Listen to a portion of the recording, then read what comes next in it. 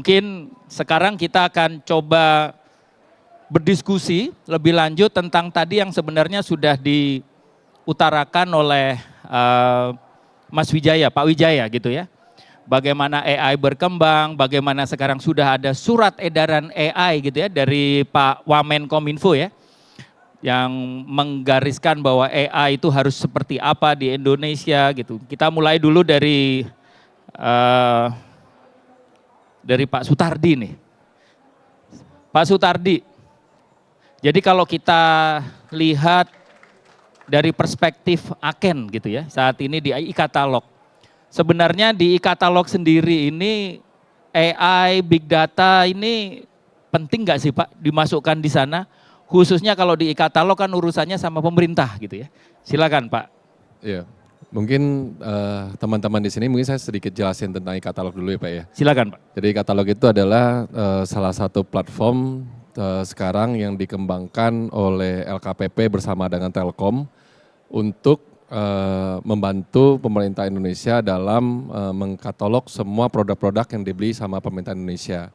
Jadi dulu mungkin terkenal dengan sistem tender, ya, lelang. Nah ini yang mulai dimigrasikan ke sistem e-katalog. Nah kalau kita bahas tentang AI dan big data itu apakah penting di dalam sistem e-katalog itu, menurut saya itu salah satu fungsi krusial.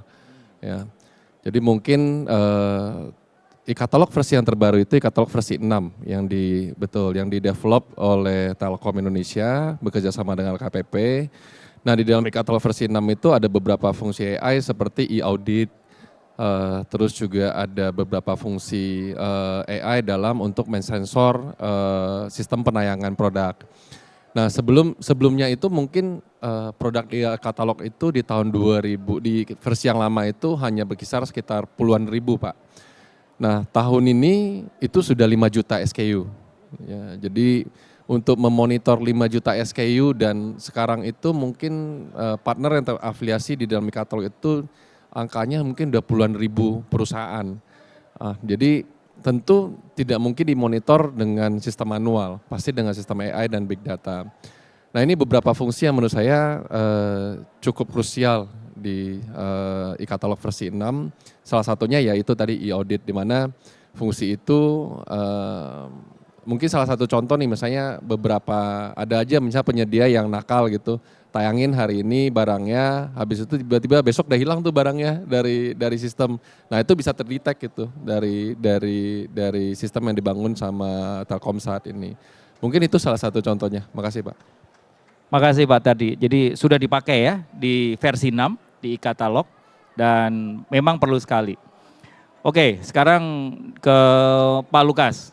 Pak Lukas, kalau boleh diceritakan nih Pak Lukas, bagaimana sih sebenarnya dari pandangan akademisi, termasuk juga profesional begitu, dan juga dari asosiasi terhadap pengembangan AI khususnya untuk public sector ini, yang berhubungan dengan public sector.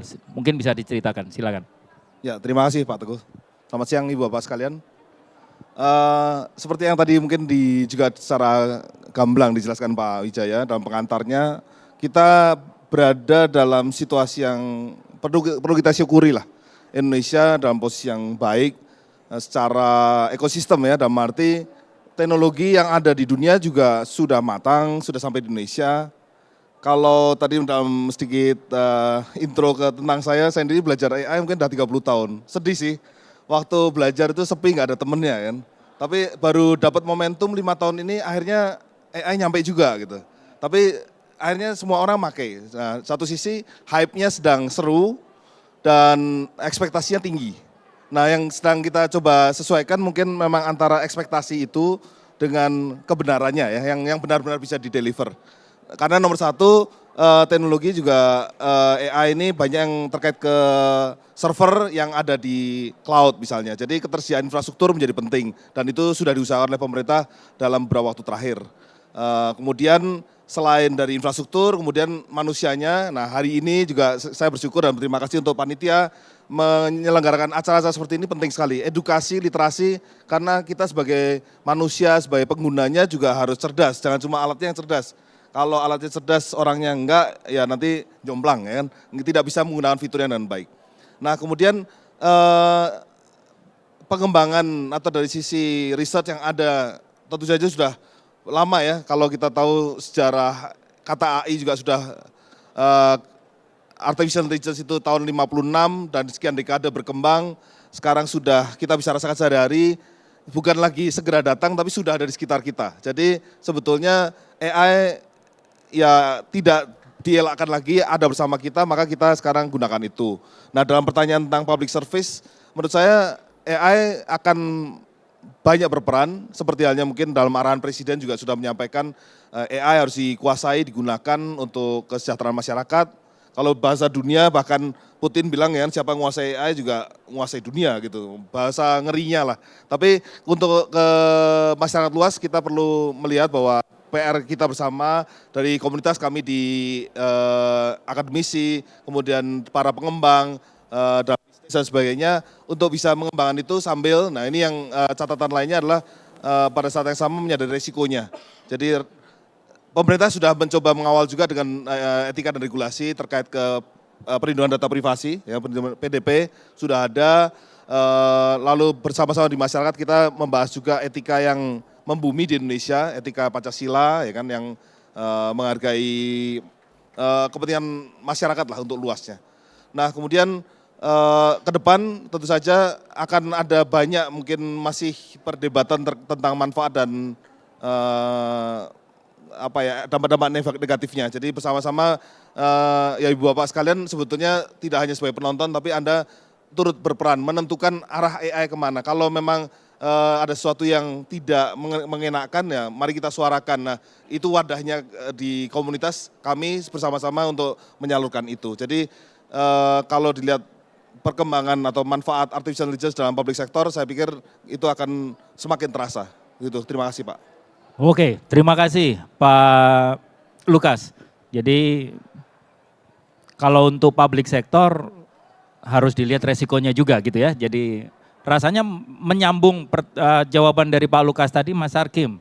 Dari perspektif Eskindo nih, tantangan utama untuk implementasi AI dan Big Data untuk mass market di Indonesia sekaligus bagaimana sih para anggota Aiskindo ini menjawab nih kebutuhan daripada AI dan Big Data di tanah air. Silakan. Ya, terima kasih Mas Teguh.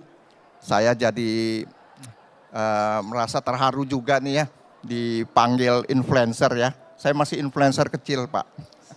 Tapi saya sebetulnya lebih suka ke influencer untuk edukasi. Jadi kalau menjawab bagaimana AI ya untuk Aiskindo, pasar di Indonesia Pak ya, kita ini penerapannya ini secara umum ini tantangan utamanya Pak ya adalah infrastruktur.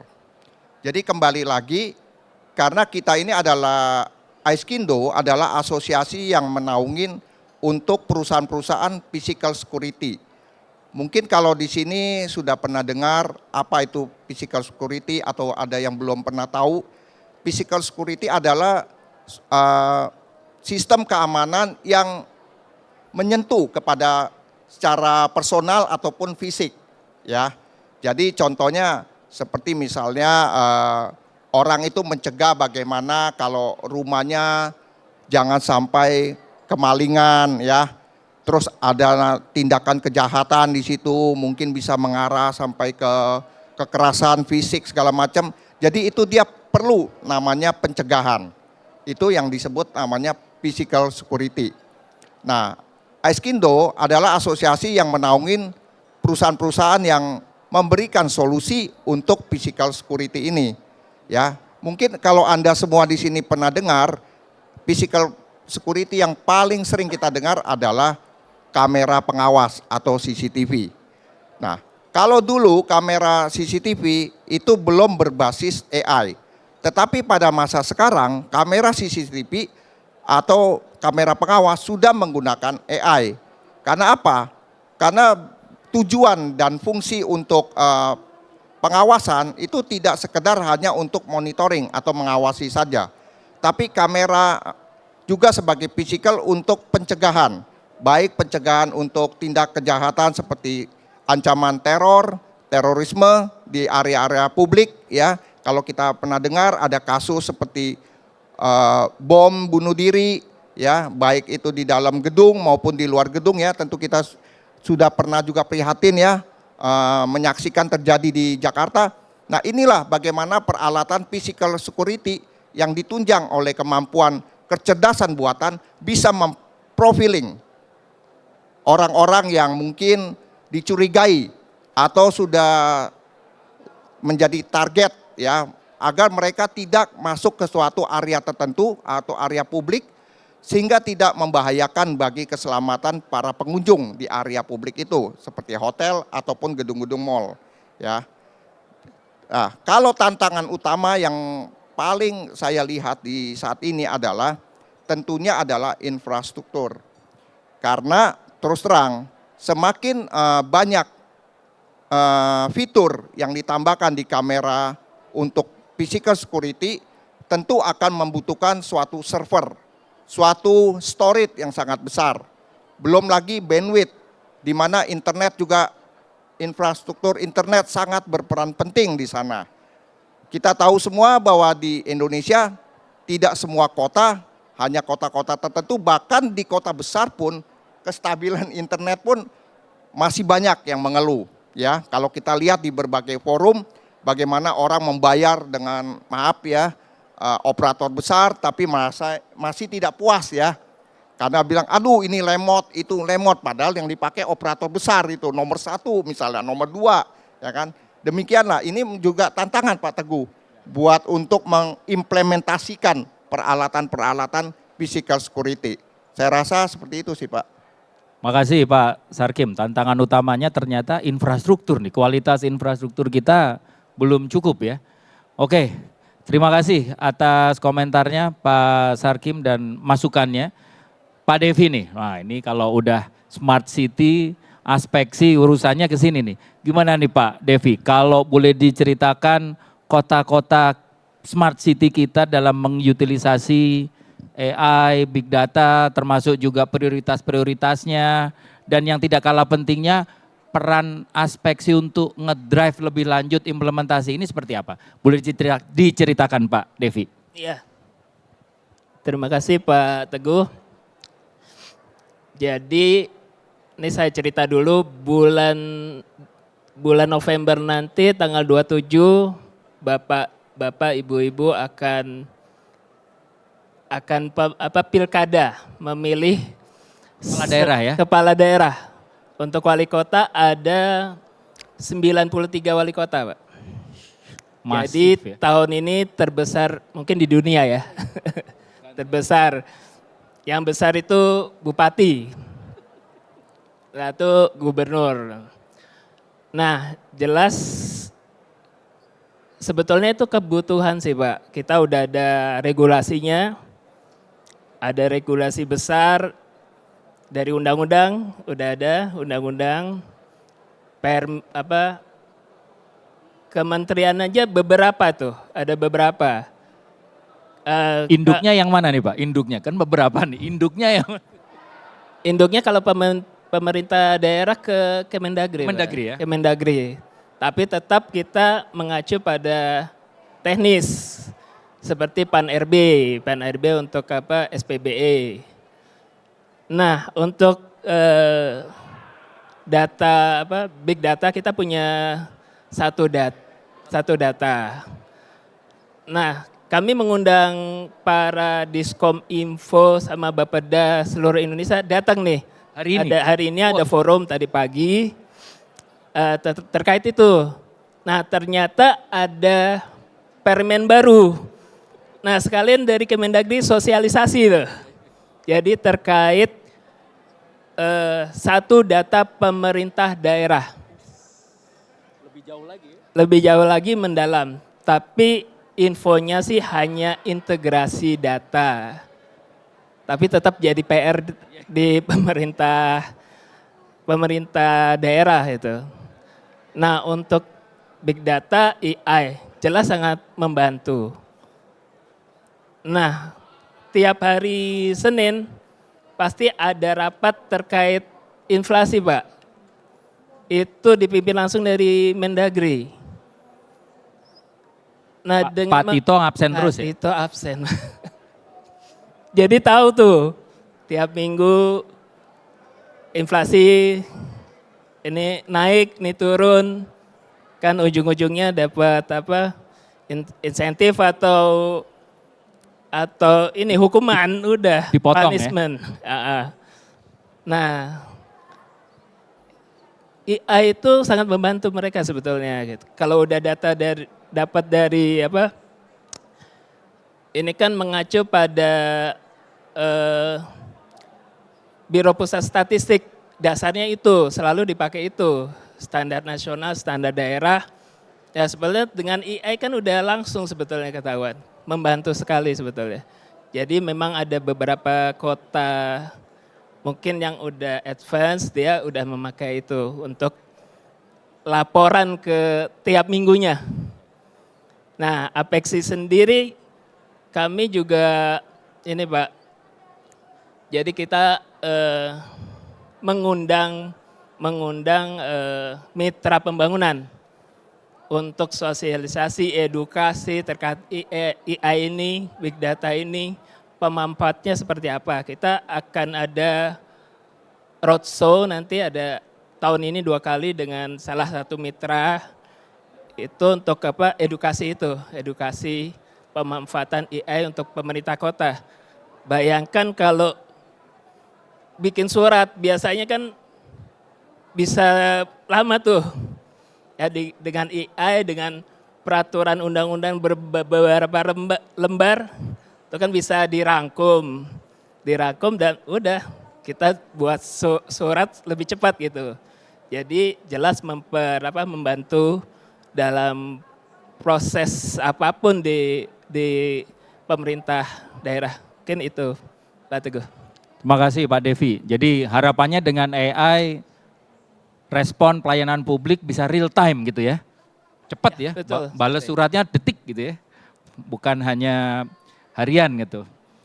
Jadi rasanya jelas tadi aspek membutuhkan, seluruh kota-kota juga membutuhkan, apalagi ada permen baru yang mengharuskan untuk mengintegrasikan gitu ya. Dan lain sebagainya terkait SPB. Oke, nyambung SPBE nih Pak, yang tadi diungkapkan Pak Devi. Pak Muwasik kan yang dari Peruri nih, Peruri mendapat mandat PP SPBE nih untuk mengintegrasikan seluruh data, seluruh aplikasi yang ada dan kemarin sudah sempat di-launching oleh Pak Presiden ya. INA Digital kalau nggak salah ceritanya. Mungkin bisa diceritakan nih Pak Wasik, bagaimana kesulitannya, tantangannya dibandingkan waktu dulu bikin OSS, Indonesia Single Window gitu ya, dengan INA Digital yang sedang dibuat oleh Peruri saat ini. Mungkin silakan Pak. Baik, makasih Pak Haji Teguh. Saya panggil Pak Haji Teguh karena baru pulang haji. Kenapa saya tahu? Karena ini kakak kandung saya. Itu. Makanya suaranya mirip-mirip ya kan Pak? Bu, mirip. Saya adiknya tapi saya lebih boros mukanya. Jadi kelihatan lebih muda. Baik, saya ingin bercerita mengenai, ini bukan curhat ya Bapak Ibu. Jadi saya ingin bercerita bagaimana susahnya membangun keterpaduan di Republik ini gitu. Dari mulai National Single Window, itu keterpaduan dari sisi impor dan ekspor. Begitu. Jadi dulu kalau sebelum ada National Single Window, semua ngurus izin sendiri-sendiri. Ngurus izin impor ke perdagangan, ke perindustrian segala macam. Sekarang jadi satu. Kemudian setelah selesai saya pikir tugas saya selesai gitu ya. Dikutuk jadi OSS gitu. Jadi ketua tim persiapan OSS. Sekarang saya tanya Bapak Ibu. Sekarang yang kalau ngurus izin pakai OSS ngacung. Ngurus NIB. Wah nggak ada yang ngurus. Semuanya. Banyak. Jadi kita bisa bayangkan keterpaduan itu nikmatnya kayak begitu. Kalau dulu bapak-bapak, ibu-ibu ngurus TDP segala macam harus datang ke kantor satu-satu, pakai OSS 5 menit diisi datanya, semua validasinya otomatis, dapat NIB, menggantikan TDP, API segala macam. Nah itulah mimpi yang sebenarnya harus diputuskan. Nah sekarang kalau kita ngelihat perilaku masyarakat kita itu banyak yang bandel juga. Jadi nggak lapor pajak segala macam. Bagaimana kalau semua mau men-trap kasus-kasus seperti itu? Manajemen resiko kuncinya. Manajemen resiko kuncinya apa? Untuk bisa menganalisa supaya tidak semua orang dicek begitu. Karena kalau semua validasinya satu-satu, sistem itu akan sangat lambat. Maka keluarlah OSS Risk Based RBA. Kuncinya apa Bapak Ibu? Big data. Karena mesin, server, aplikasi harus bisa mempelajari perilaku. Perilaku orang itu seperti apa. Kalau diteliti dia nggak pernah lapor pajak, terus kemudian tidak melaporkan izinnya, tiba-tiba RBA-nya ngeluar nggak aktif, begitu. Harus diiniin, jadi dia harus mempunyai resiko yang lebih tinggi dibandingkan orang yang selalu comply. Nah, inilah contoh real penggunaan teknologi big data. Nah, sekarang yang terakhir nih, kena kutukan Pak ya. Kutukan yang terakhir adalah Peruri ditunjuk menjadi GovTech Indonesia dengan nama Ina Digital. Kenapa sih kok harus GovTech? Jadi gini Bapak-Bapak, dulu saat pandemi kita kenal yang namanya aplikasi namanya Peduli Lindungi. Ini adalah platform digital layanan publik. Setelah itu Kementerian Pendidikan ada namanya platform Kampus Merdeka. Platform juga, sasarannya kan satu ya, sasarannya orang kan, penduduk Republik Indonesia. Karena semua bikin masing-masing seperti itu, Kemensos bikin cek bansos. Orangnya satu nih, punya loginnya 20. Masing-masing aplikasi, masukkan NIK, daftar, foto selfie, pegang KTP, ya kan? Kalau ada fingerprint, aplikasinya masukkan fingerprint. Kalau nggak punya jari, ya nasib lah ya. Nah, hal-hal yang seperti ini mengakibatkan duplikasi proses itu terjadi. Tidak hanya itu, duplikasi proses, duplikasi vendor. Masing-masing punya vendor sendiri-sendiri. Begitu selesai proyek, diperiksa BPK semua.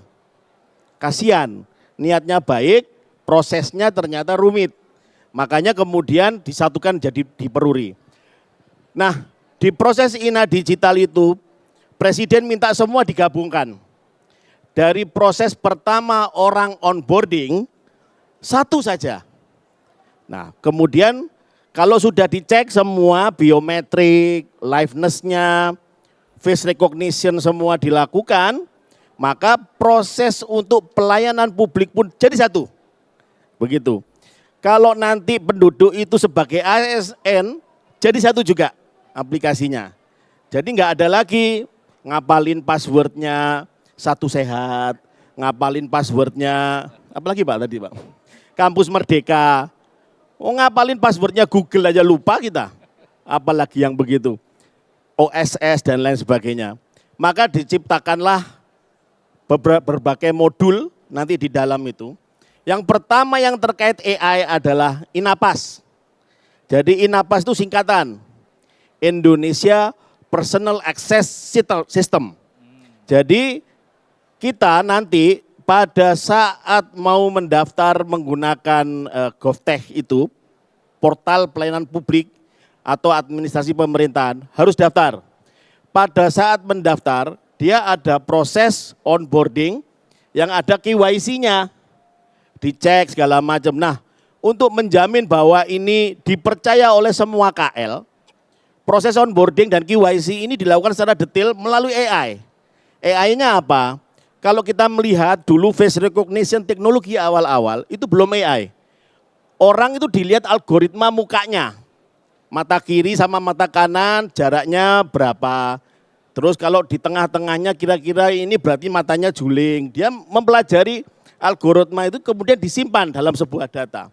Nah, sekarang hal itu tidak bisa dilakukan secara konvensional. Karena apa? Kita lihat sekarang, bahkan presiden pun bisa dibikin joget. Deepfake sudah seperti itu.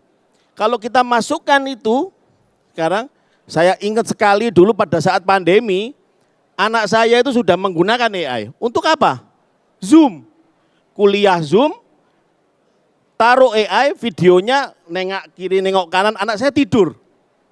Enggak kuliah sama sekali. Nah itu kita lihat bahwa bahaya dari AI kalau untuk pengenalan wajah recognition itu menjadi seperti itu. Biometrik juga. Maka yang diterapkan, yang dibangun ini AI base. Untuk apa? Supaya nanti bisa mendeteksi, oh ini AI ini wajah beneran. Oh ini foto. Itu dilakukan. Ada beberapa teknologi yang kemudian dipilih. Ya. Tapi ya tidak murah Bapak Ibu. Cheap thing no good. Good thing no cheap. Katanya begitu. Nah, tapi ya nggak apa-apa itu konsekuensi toh nanti setelah itu dibikin dampak efisiensinya luar biasa. Instansi yang lain kan nggak perlu bikin itu lagi, langsung bisa percaya bahwa apa yang dirilis oleh Inapas melalui GovTech Peruri itu diakui secara hukum karena itu yang authenticate gitu. Jadi yang lain nggak perlu nyiapkan. Nah baru kemudian dibangun aplikasi tadi, aplikasi dikumpulin. Nanti pelayanan publik yang seluruh kaitannya dengan pelayanan publik ada di situ. Jadi penduduk mau akses BPJS, mau akses minta kamar dari Satu Sehat, bahkan untuk urusan minta perpanjangan SIM dan STN bisa dilakukan dari sana. Ini proses. Nah itulah contoh real yang dikerjakan sekarang oleh Peruri. Karena Peruri itu mandatnya itu sesuatu yang bersifat security. Sebelumnya itu secure document, yang paling dasar uang. Uang itu kan kertas, security-nya harus tinggi. Kemudian apalagi ya, materai dan lain sebagainya. Sekarang semua didigitalisasi, tapi harus authenticate semua, materai segala macam. Karena kalau itu dipalsu lagi, ya kerugian negara. Nah, kira-kira itu gambarannya Pak Teguh. Apa yang dilakukan oleh Peruri dan Target. memang penerapan AI dan big data ini satu kesatuan begitu. Memang tergantung instansinya ini. Kalau datanya nggak hanya structure lewat database biasa ya nggak perlu big data, nggak gede-gede gitu ya. Tapi kalau datanya yang tadi saya sebut OSS yang harus butuh manajemen resiko, mencari referensi big data mutlak. Dan itu diterapkan, banyak produknya yang pakai Hadoop dan lain sebagainya untuk jalankan itu. Saya kira itu Pak Teguh, makasih. Mungkin kalau boleh ditambahkan, target live bisa dinikmati masyarakat kapan? Launching awal ditargetkan September, itu. Jadi saya kena kutukan belum tidur juga ini. Nah, awal September, tapi memang ini dilakukan bertahap. Pada tahap awal, 9 instansi, 9 layanan, itu yang akan dimasukkan.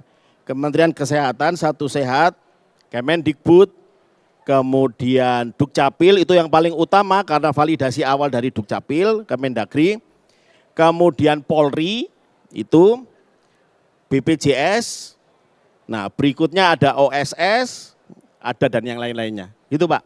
Oke, terima kasih. Sudah sedikit jelas ya kapan Ina Digital bisa kita mulai pakai. Kemudian melanjutkan nih tadi, ini rasanya profesional kita kata.ai ini yang perlu ditanyakan sebenarnya gimana sih kata.ai dengan teknologinya yang ada saat ini bisa mensupport tadi inisiatif-inisiatif dari pemerintah, layanan publik, termasuk sebenarnya yang benar untuk mendesain solusi AI itu seperti apa sih sesuai dengan pengalaman dari Mas Irzan. Silakan Mas Irzan. Terima kasih Pak Teguh. Sebelumnya Assalamualaikum warahmatullahi wabarakatuh. Selamat siang Bapak Ibu sekalian. Terima kasih atas kehadiran di sesi kami. Jadi kami mulai menjadi company AI itu 7 tahun lalu Pak ya. Jadi bisa dibilang kecipratan lah dengan hype-nya AI sekarang.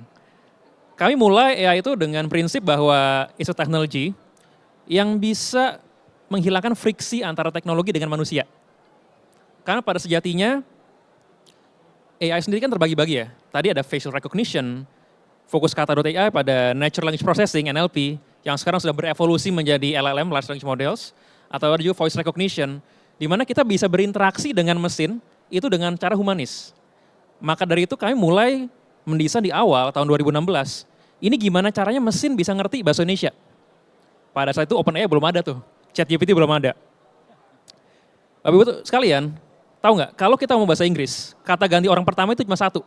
Mau formal, informal. I, betul kan ya? Bahasa Indonesia, bahasa texting itu bisa 13. Saya, SY, gue, W, wa, aku, Q, dan lain-lainnya. Orang kita kreatif banget Pak.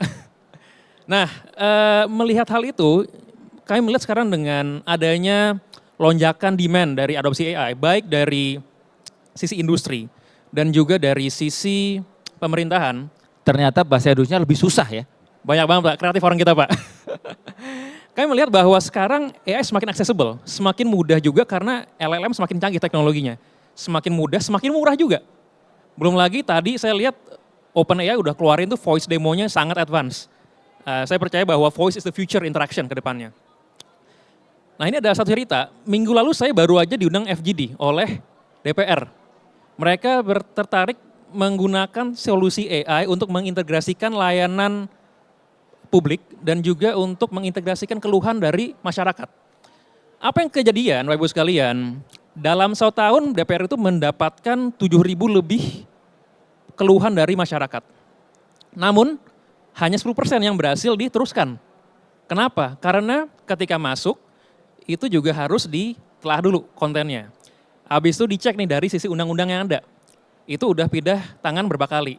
Dari sana pindah lagi mungkin ke fraksi-fraksi lainnya atau unit lainnya. Akhirnya nggak kesentuh, itu satu. Dari si proses masih manual. Yang kedua saya tanya, Bapak Ibu, jadi sekarang masyarakat bisa melayanan keluhan lewat mana? 2 channel, via surat, yang dimana masih mayoritas. Yang kedua melalui platform portal DPR. Sekarang siapa yang pernah akses masalahnya?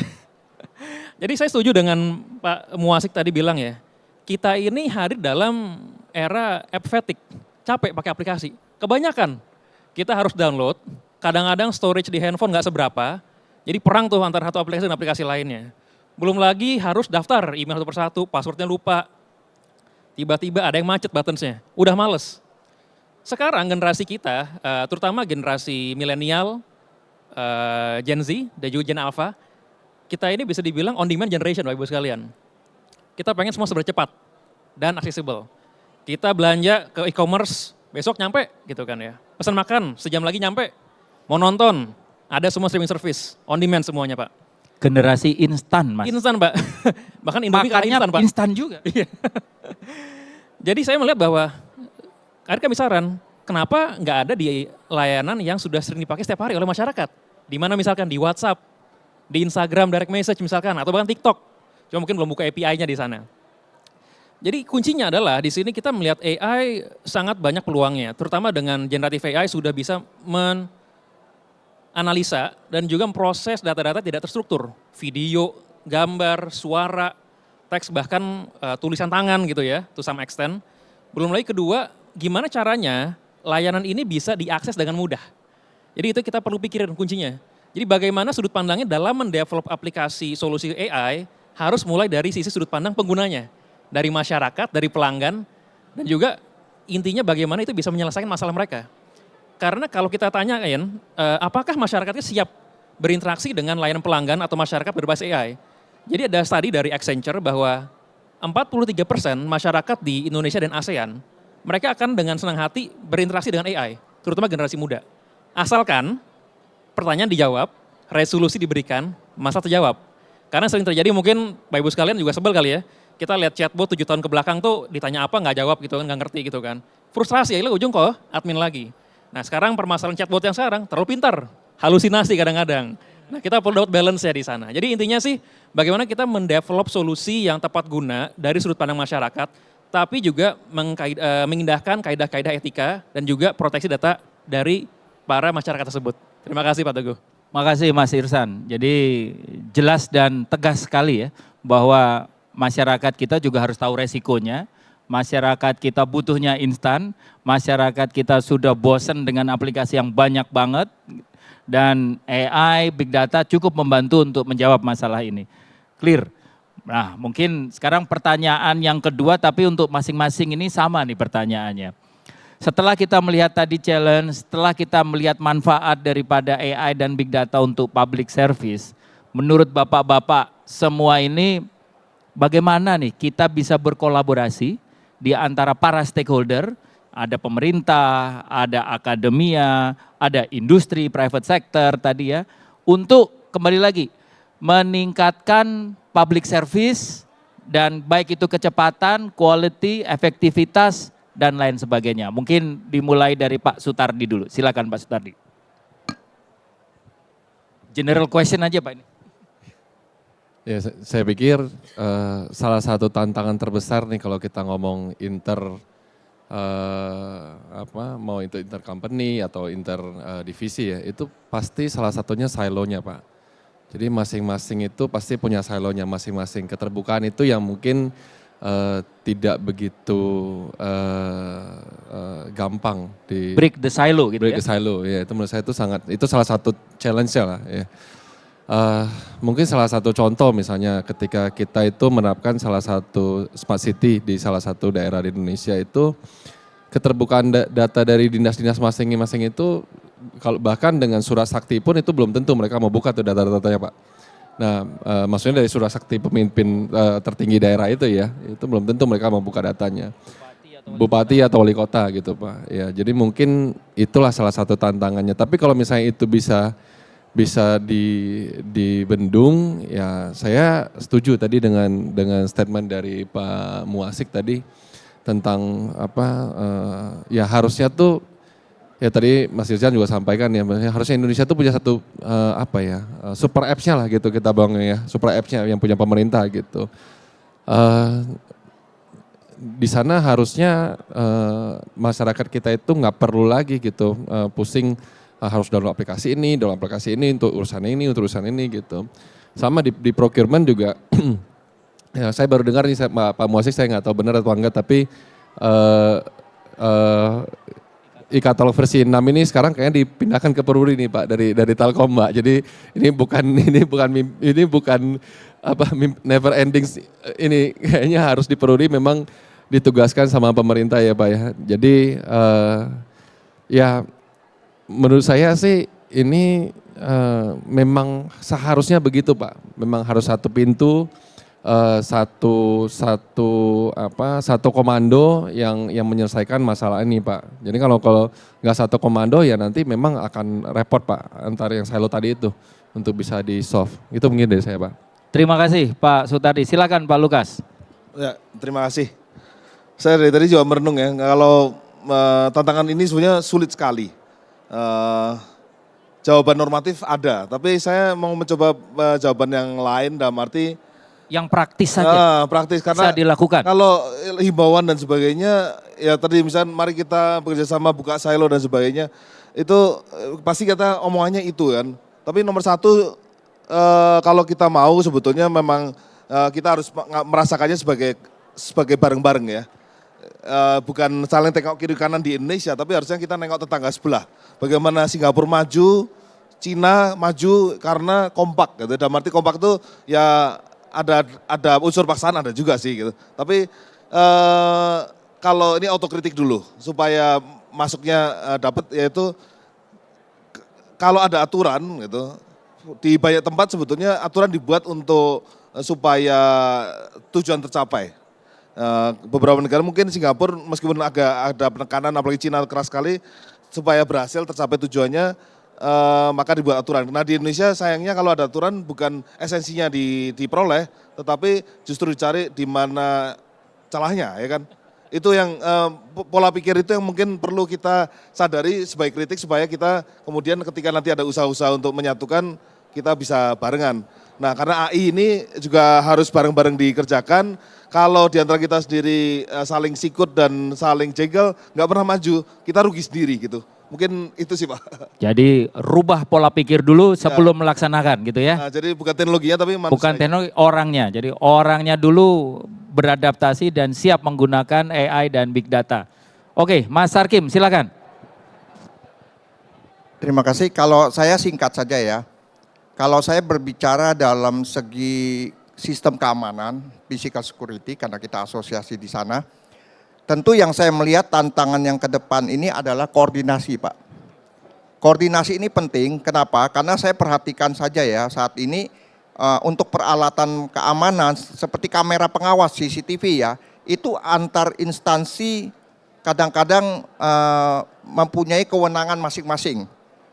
Kalau di Cina, kita melihat di sana ada 250 juta kamera pengawas CCTV yang terpasang, tetapi dikendalikan oleh satu badan, satu instansi, langsung ditunjuk oleh negara.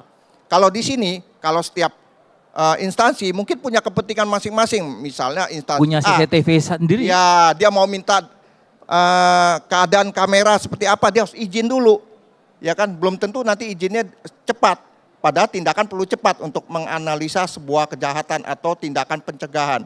Seperti saya kutip, ya singkat saja terakhir, Pak Prabowo bilang kan, belum lama ini, dia bilang, apa gunanya kita punya infrastruktur hebat dan yang lainnya hebat kalau negara kita tidak kuat dan aman. Itu kata kuncinya, kuat dan aman, itu yang paling penting, koordinasi. Oke, koordinasi sharing tadi ya. Kayaknya ini yang harus kita perkuat juga, kemauan untuk melakukan sharing. Oke, Pak Devi, dari pemerintah kota, silakan Pak. Ya, terima kasih Pak Teguh. Jadi Apexi hadir itu untuk membantu, memfasilitasi, melayani pemerintah kota Pak. Pemerintah kota untuk pelayanan publiknya jalan. Terus yang terpenting ada kesejahteraan masyarakat. Nah, kami sudah mapping, jadi di pemerintahan kota itu yang pertama itu tahu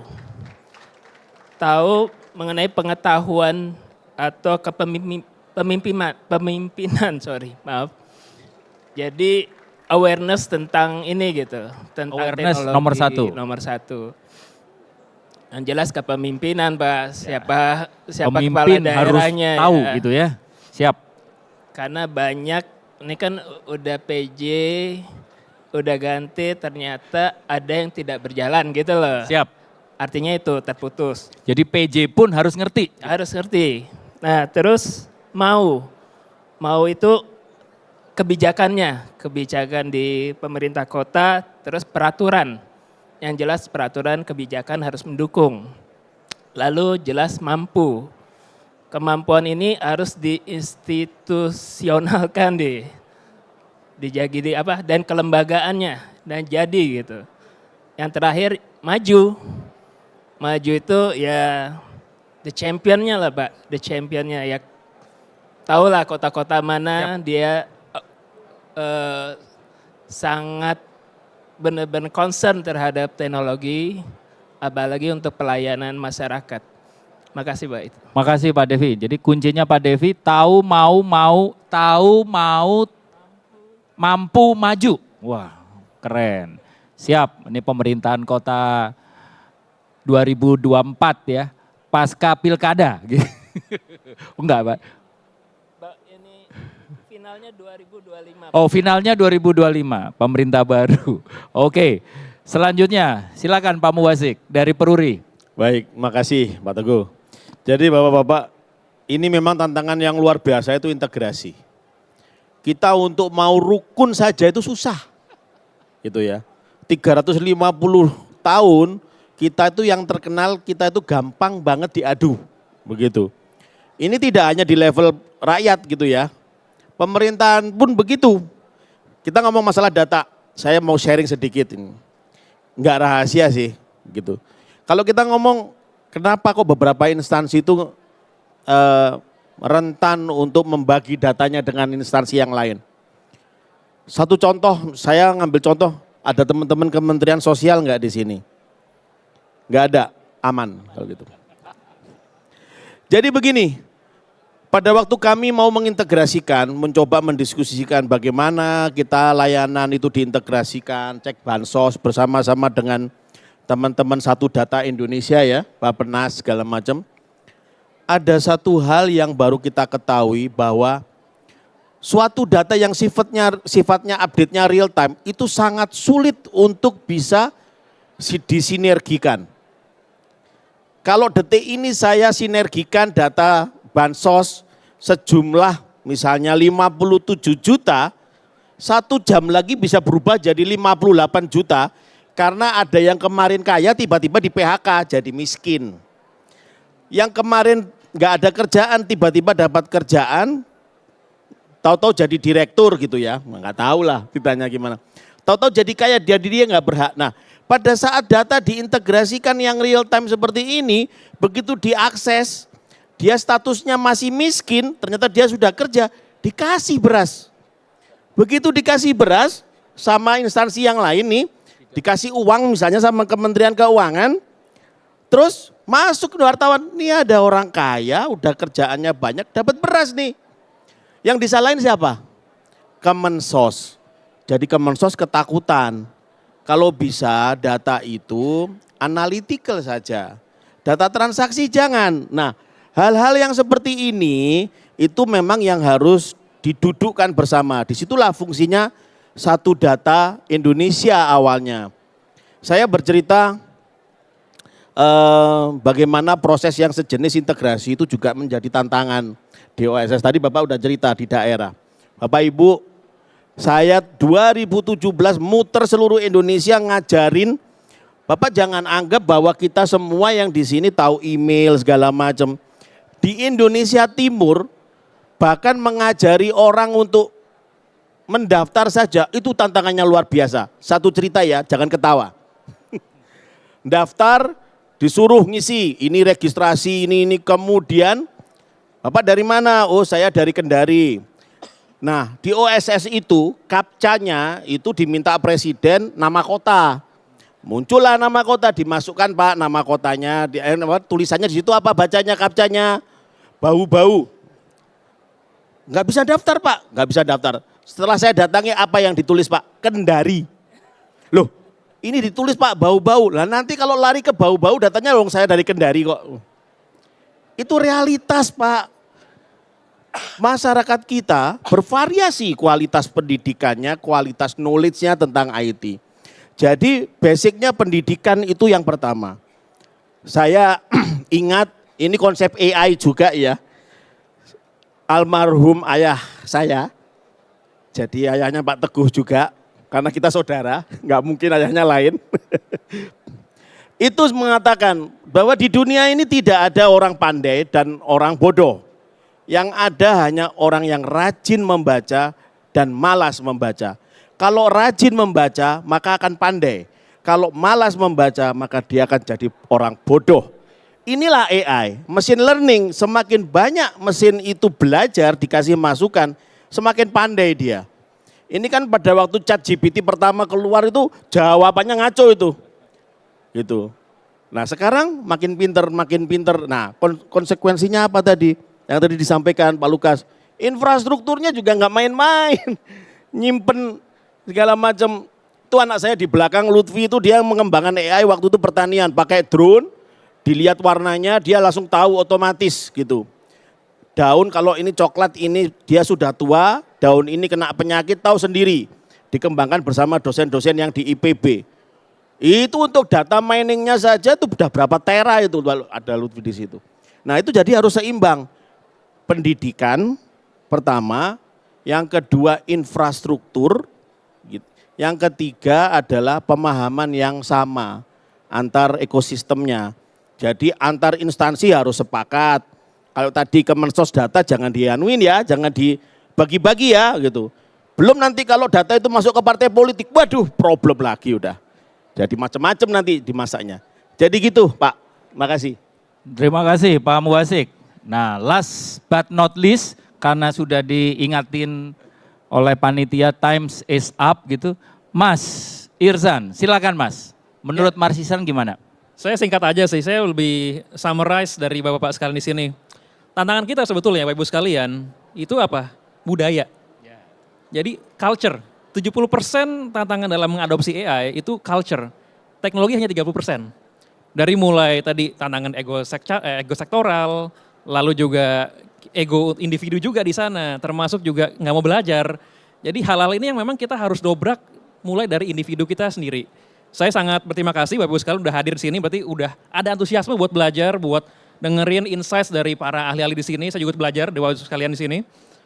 Intinya bahwa di sini kita perlu agak beda ya AI transformation dibanding digital transformation sebelumnya. Karena saya melihat para pemangku kepentingan publik dan juga decision makers kalau sektor privat itu harus mau get their hands dirty. Harus mau ngoprek-ngoprek. Nggak bisa lagi misalkan cuma percaya sama anak buahnya bikin aplikasi ini. Mereka harus tahu nih aplikasi AI ini kayak gimana cara kerjanya. Ini ChatGPT bisa ngebantu saya setiap hari buat ngapain. saya pakai Google Gemini, Microsoft Copilot, atau aplikasi lainnya. Jadi the willingness buat kita terjun, ngoprek-ngoprek langsung, Bapak Ibu sekalian, itu sangat penting sekarang. Karena kalau enggak, kita bakal ketinggalan dan perkembangan AI ini sangat cepat. Saya yang di industri selama 7 tahun aja, itu merasa lumayan overwhelmed, saking cepatnya. Jadi intinya pesan dari saya di sini kita perlu terus belajar, terus keep ourselves updated terkait perkembangan AI saat ini dan berani ngoprek. Itu aja, terima kasih. Terima kasih. Jadi belajar dan ngoprek gitu ya. Culture change yang penting untuk bisa berkolaborasi bersama-sama. Dengan ini Bapak dan Ibu semua mohon maaf kalau ditanya lagi masih panjang, mungkin pertanyaan juga banyak di Bapak dan Ibu, tapi waktu jugalah yang membatasi pertemuan kita. Oleh sebab itu pada kesempatan kali ini terima kasih kepada Pak Sutardi, Pak Lukas, Pak Sarkim, Pak Devi, Pak Muwasik, dan Mas Irsan. Jadi mudah-mudahan bermanfaat untuk kita semua. Saya tutup kesempatan kali ini. Wabillahi taufik walhidayah. Wassalamualaikum warahmatullahi wabarakatuh. Saya kembalikan ke